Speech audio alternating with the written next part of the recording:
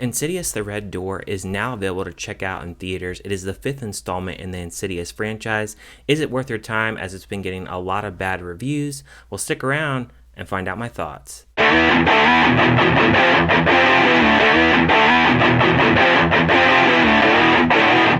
The Lamberts must go deeper into the further than ever before to put their demons to rest once and for all. The film stars Simpkins, Patrick Wilson, Rose Byrne, Sinclair Daniel, Andrew Astor, and many others, and was directed by Patrick Wilson, and this is his directorial debut, and you know him in many films like the Insidious franchise, the Conjuring franchise, and Watchmen. Insidious The Red Door, now going into this film, I didn't really see a lot of promotion for this film. I was worried about where the promotion was really lacking, if this movie was really going to be good.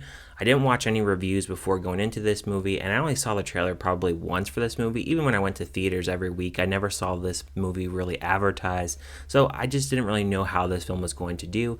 And I can say that this film, it opened as the second highest opening in the franchise, and it did make its money back, which I'm very glad that it did. The film starts off a little bit different this time, as we are actually shown a funeral of a major character that has died from the previous films. And this time the family, the Lamberts, they are in shambles because the father and the mother has divorced. Dalton, he's a lot older and he's going to college, and him and the father are not jiving too well, and they have a very strained relationship.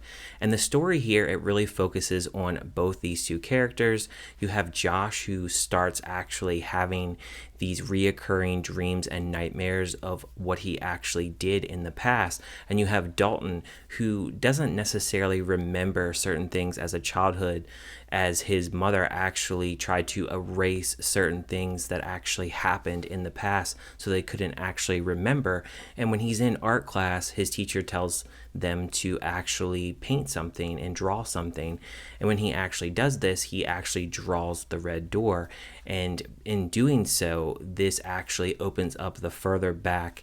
And this is where we really see the abilities that Dalton actually has. And the way that it unravels things here and there. It does have a lot of jump scares. I would say in the hour of this film, there's at least a good half dozen jump scares.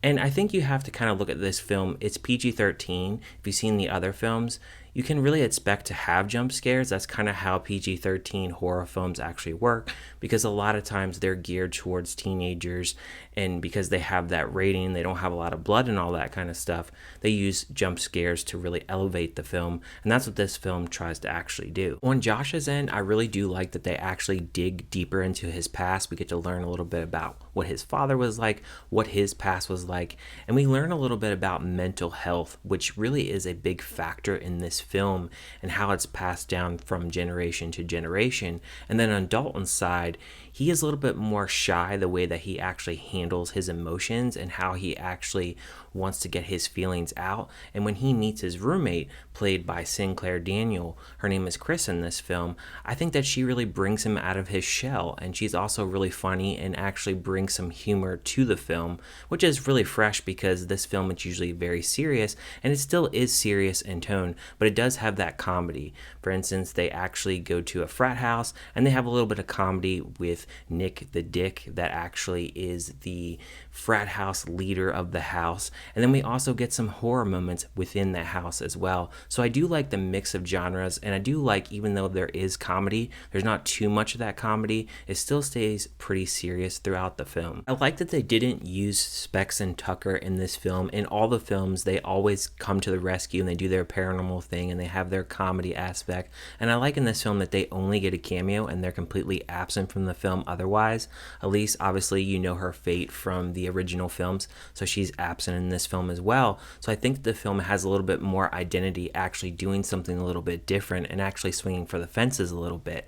I like that we have dark art that really goes into the full story. And I do think that the film, it does have its callbacks to some of the other films. For instance, the music with Tiptoe. I do like that they actually have that in the film. The look of the devil, it looks really cool like the other films, and I like that we have his lair that we actually are shown, and I do like that they actually have those callbacks in the film, but that doesn't go without saying that there are negatives with this film. In the beginning of the film, when they're actually at the funeral, Josh actually meets up and talks to Carl, and I'm not really sure why they actually have him in the film, because they actually have this conversation with Josh and then we never see him again. Rose Byrne, she has a very small role in here and she barely is in the film, and that was very disappointing, along with Dalton's brother as well. He has a very small part as well, and he's pretty much absent for this film, which is very disappointing because I really feel like they could have involved them more in the family drama and what's really going on,